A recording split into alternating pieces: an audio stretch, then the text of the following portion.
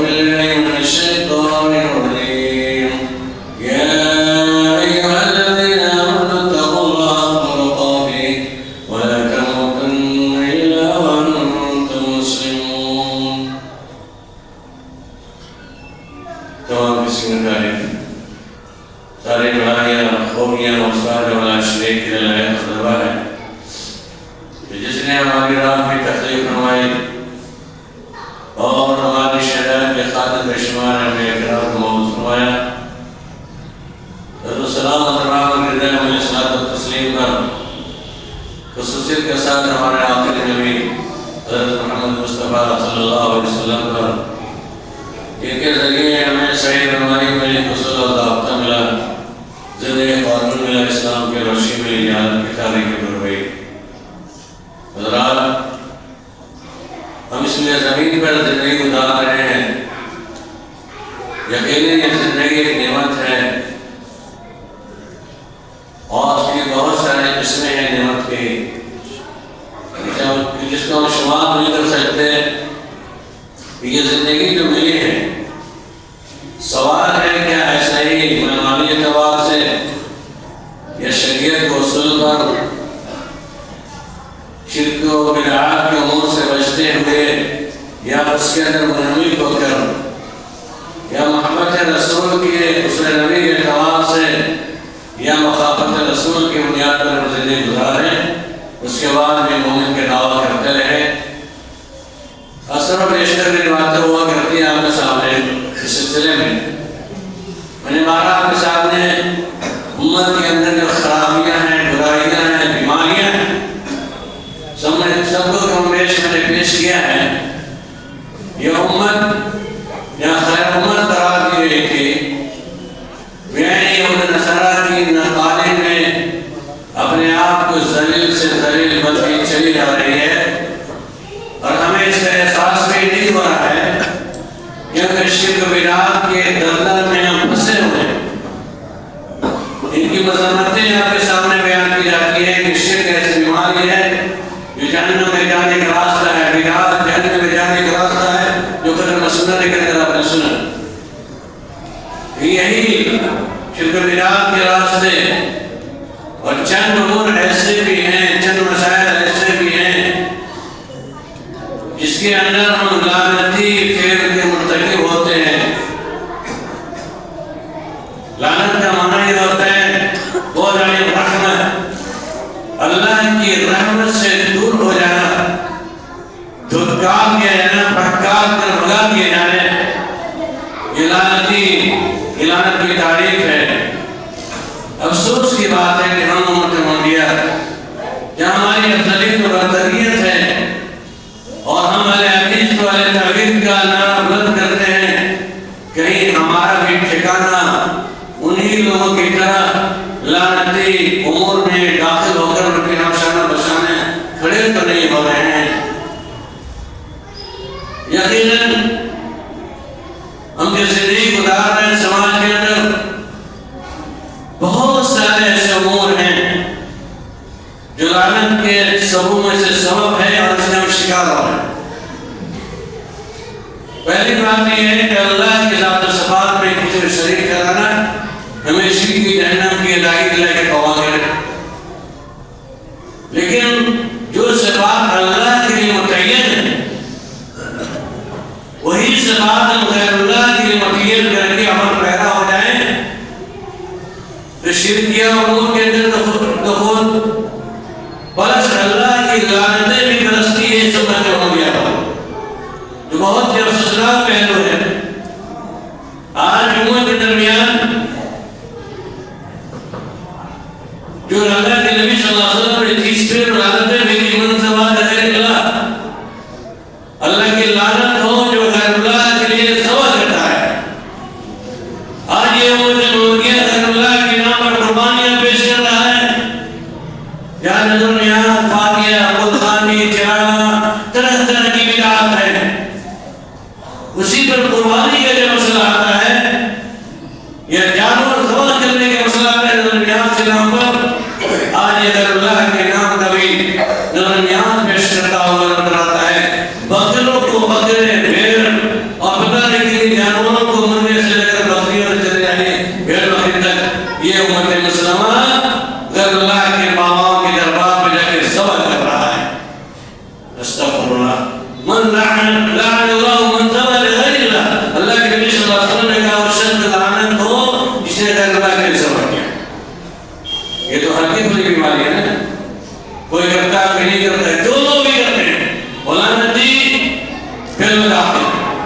کہ سب سے زیادہ برائی جو ہے آج امت کے درمیان قبروں پر سجدہ ریزی، طواف، دعائیں، درمیان جو ساری چیزیں جو کی جا رہی ہیں، یہ سلسلہ میں قربان دے نبی صلی اللہ علیہ وسلم نے مرنے سے کچھ دیر قبل آپ نے جلوہ استعمال کیا تھا اور امت کو مرنے سے پہلے آپ نے تنبہ کیا تھا۔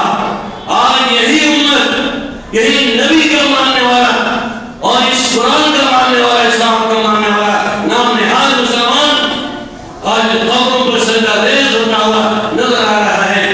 جو اللہ کے نبی صلی اللہ علیہ وسلم نے ایسے لوگوں پر ملاد دے رہی تھی، لعنت اللہ علیہ یہود والنصارى اتخذوا قبور انبیائہم مساجدا، اللہ کی لعنت ہوئی یہود والنصارى پر جنہوں نے اپنے نبیوں کی قبروں کو سجدگاہ بنا دیا تھا۔ بہت سارے امور ہیں، بہت ساری بیماریاں ہیں، برائیاں ہیں جو لعنتی دے رہے ہیں۔ دنیا کے اندر اللہ کی لعنتیں برس رہی ہیں۔ آج مسلمانوں کی اکثریت مزاروں کے سجدہ ریزی کا مسلمان سجدہ کر رہا ہے، دعائیں مانگ رہا ہے، اولاد مانگ رہا ہے، رزق مانگ رہا ہے، بہت مزاروں پر جا کر کے مٹی کے اندر دبے ہوئے انسان جنہوں تو سن سکتا ہے نہ بول سکتا ہے نہ دے سکتا ہے، کوئی مسلمان سے کسی بھی عقیدے کا اظہار نہیں کر سکتا ہے۔ جو مشرک ہوگا وہی عقیدے کا اظہار بھی کرتا ہے، زبانی اعتبار سے بھی اور عملی اعتبار سے بھی۔ اللہ محمد جس برائی کے متنبع کے اندر کہا تھا کہ رسول یہود نصارہ کو لعنت ہو، پتہ چلا کہ یہود نصارہ کے فعل تھے، ان کے انبیاء کرام حضرات دین کے انتقال کے بعد مجسمے، تصویریں اور تندے کرا کر کے ساری چیزیں جو ہوئی آج امت کے درمیان لعنت اللہ یہود نصارہ اتخذوا قبور انبیائہم مساجدا۔ اور آپ نے اپنی قبر کے بارے میں کہا اللہم لا تجعل قبری وصلا، یا اللہ میرے قبر کو کھانا مت بنا دے۔ الحمدللہ۔ لیکن اکثریت مسلمانوں کو مانا نہیں کیا۔ جب دنیا کے اندر لعنتی بجائے شرکیہ امور ہے جنت میں جانے کے راستے، بدعت کرنا طریقے، بدعت سارے طریقے ہیں، برس اللہ کی لعنتیں برس رہی ہیں۔ ویسے ہی آپ صلی اللہ علیہ وسلم نے لعن اللہ الراشد والمرتشی، اللہ کی لعنت ہو رشوت لینے والے، رشوت لینے والے پر۔ اللہم آج ہی چناؤ ہے، میں نے سنا اور سمجھا، لوگوں سے پتا چلا کہ ایک ووٹ کی قیمت 5,000 10,000 روپے سے لے کر 10,000 روپے تو رشوت آپ یہ ووٹ دے دیے تاکہ میں پردھان بن جاؤں۔ ایسے چناؤ دینے والا بھی مجرم ہے اور لینے والا مجرم ہے۔ آپ کو دینا چاہیے مت دیجیے ووٹ، ایک پیسے دے کر کے ہمیں زمین کا سودا کر کے ووٹ دیتے ہیں۔ الراشی والمرتشی کلاہما فی النار، اللہ کے نبی صلی اللہ علیہ وسلم نے کہا رشوت لینے والا، رشوت دینے والا دونوں ہی ہمیں نہیں ہوتا ہے۔ اللہم اغفر، یہ مسلمانوں کا شعار نہیں ہے۔ آپ ووٹ دیجیے جس کے وہ مرضی ہے، جہاں دے آپ کی مرضی ہے، لیکن پیسہ حرام لینے کے لیے آپ نے جواز کی کوئی صورت نہیں ہے۔ یہ مسلمان اہل حدیث مسجد مسلمانی کے لیول رہا، اپنے آپ کی اسے بیماری میں ملوث ہے اور دھرنے سے لے رہا ہے۔ اللہ سے بولو جس دن آؤں کرنا رشوت بھی لے رہا ہے۔ اللہ کے لیے لعنت اللہ اللہ کی لعنت ہو سود کھانے والے پر، اسی گواہی دینے والے پر، کھلانے والے پر اور نکلنے والے پر۔ یعنی سودی کاروبار میں جتنے بھی لوگ شامل ہوتے ہیں، گواہ سے لے کو کاتب ہو، لینے والا ہو، دینے والا ہو، سب پر اللہ کی لعنتیں ہوتی ہیں۔ اور سماج ہمارا نہیں ہے، مسلمان ہیں سودی کاروبار دھڑنے سے لے رہا ہے، میرا یہ بھی لعنتیں پھر۔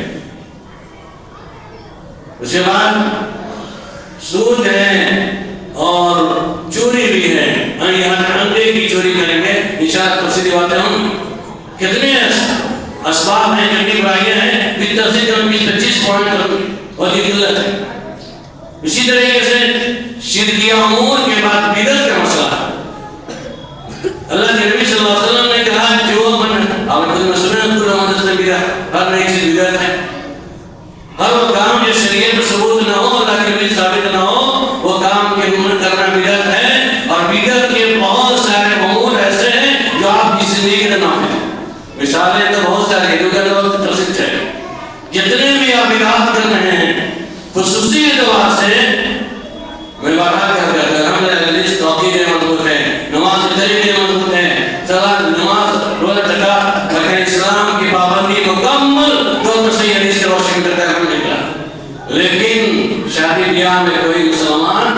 حدیث مکمل نظر نہیں آ رہا ہے.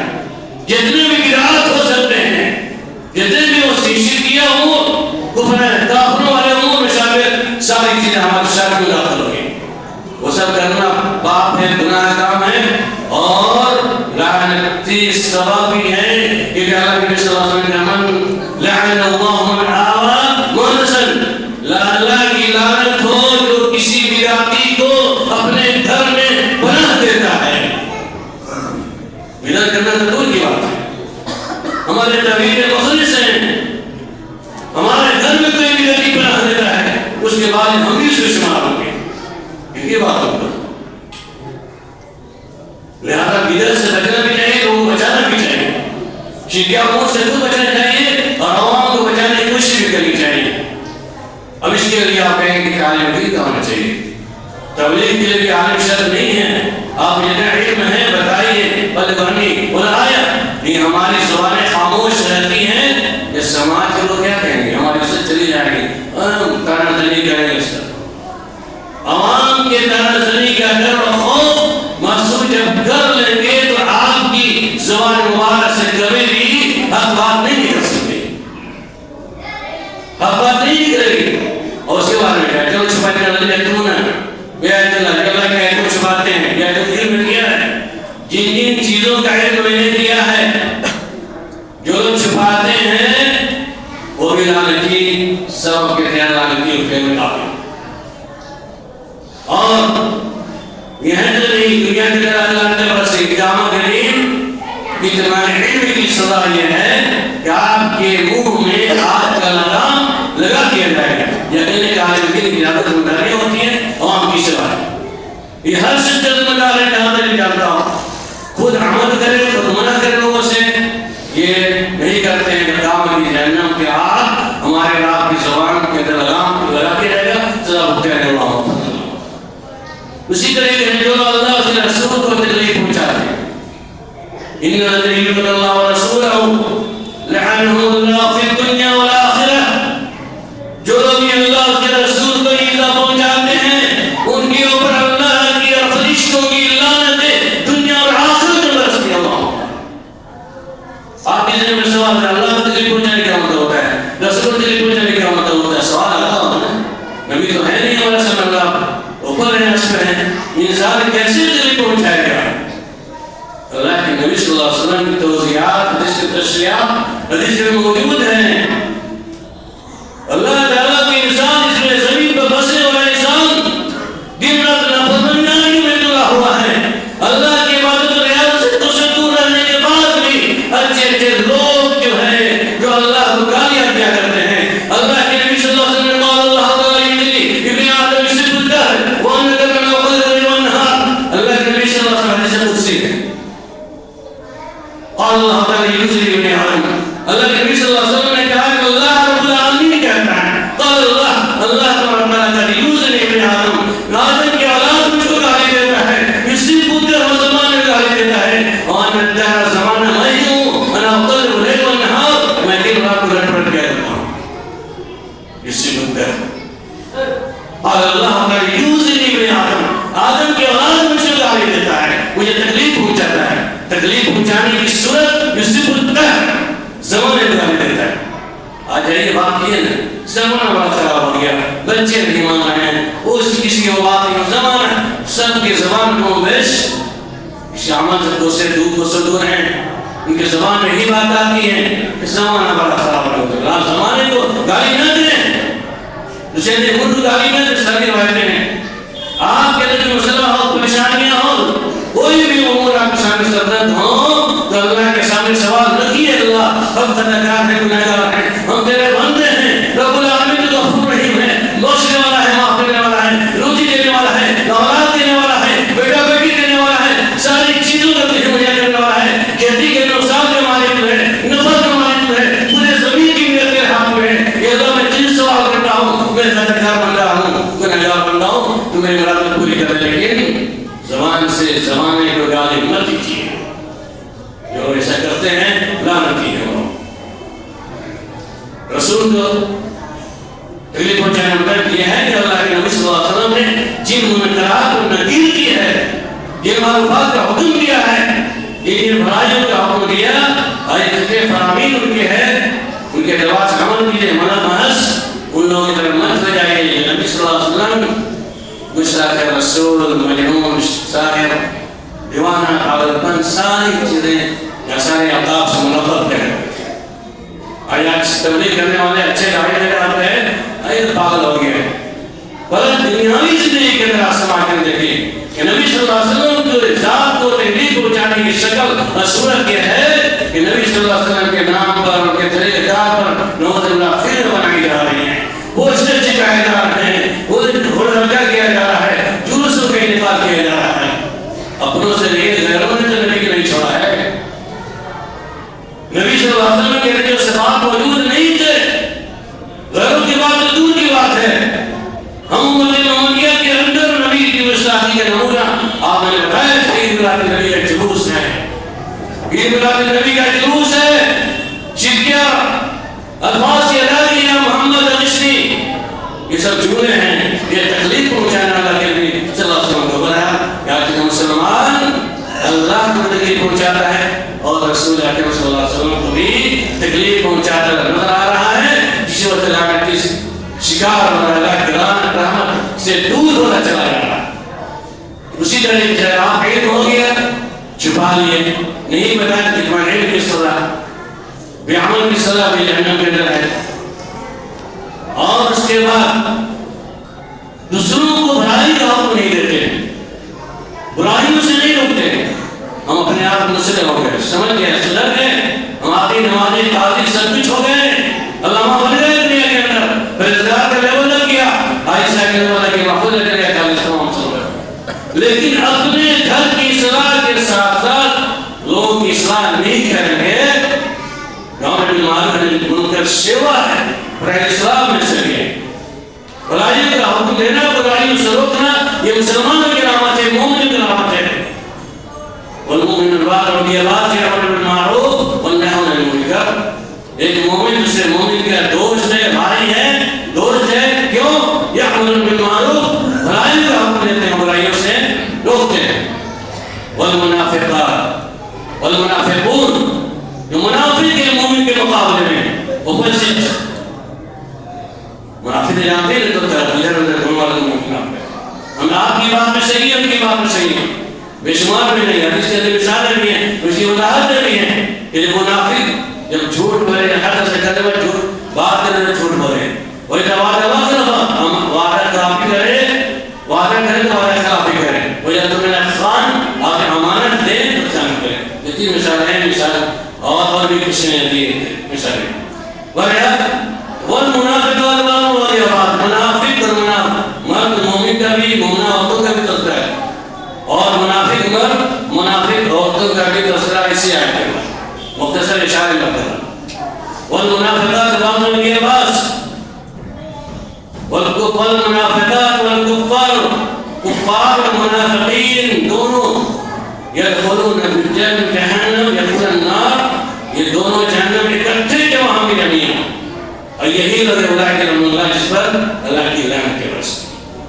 پتہ چلا کہ امر بالمعروف اور نہی عن المنکر کو دل چھوڑ دینا یہ لعنتی سبب ہے۔ لوگ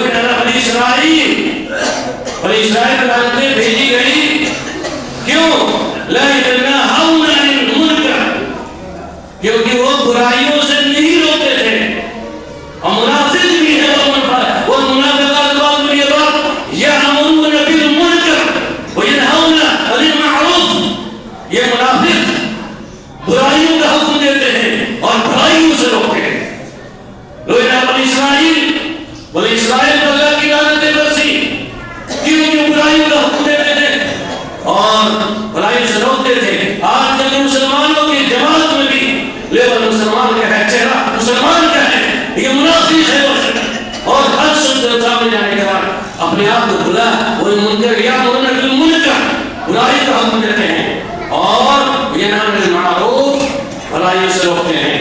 پتہ چلا اس آیت کے رسول میں منافقین کی صفت ہے برائیوں کو روکنے کے بجائے پھیلانا، بڑھانا، ہوا دینا اور اچھائیوں سے روکنا، اور یہ لعنتی سبب ہے۔ اللہ آج معاملہ کی ہے نا، کتنی باتیں کرو وہ غلط ہوتی ہے، شکایتیں آنے لگتی ہیں. میں بھی موجود ہوں. یہ دن واقعی حقیق بتاؤں آپ کے سامنے. چند پوائنٹ میں لگے انشاءاللہ بہت ہو گیا. انشاءاللہ محترم مزید ابھی اور بھی پوائنٹس ہیں کیونکہ تفصیل بات کرنے کا مقصد نہیں ہوتا چاہیے. تو اللہ کے نبی صلی اللہ علیہ وسلم سود کھانے والے, رشوت دینے والے اور امر بالمعروف اور نہی عن المنکر کے فریضہ نہ ادا کرنے والے, کتمان علم کو چھپانے والے, بدعت کو فروغ دینے والے, بدعتی کو پناہ دینے والے, یہ تمام قسم کے لوگوں پر اللہ کی لعنتیں برستی ہیں. جو میں نے تذکرہ انشاءاللہ بعد اس کے بعد موقع ملے گا مزید اور بھی پوائنٹ انشاءاللہ بات رکھوں گا آپ کے سامنے. اللہ رب العالمین ہم تمام لوگوں سے سمجھی توفیق بارے ہم تمام امت مسلمہ کو شرکی بدعتانہ امور سے بچتے ہوئے مخالفت رسول سے بچنے کی توفیق بارے اللہ ہم تمام مسلمانوں کو جتنے بھی لعنتی اسباب ہیں, لعنتی امور ہیں, ان تمام امور سے بچنے کی توفیق فرمائے. آمین ثم آمین. وآخر دعوانا الحمد للہ رب العالمین. بارک اللہ فی القرآن العظیم ونفعني بہ